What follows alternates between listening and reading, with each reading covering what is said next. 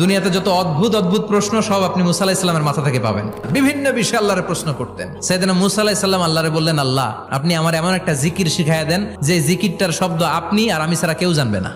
দিনে রাতে সব সময় এই জিকির আমি করব, আপনারে ডাকবো, কিন্তু শর্ত হলো এই জিকিরটা জানবে শুধু আপনি আর জানবো শুধু আমি। আল্লাহ বললেন, মুসা পড়ো লা ইলাহা ইল্লাল্লাহ।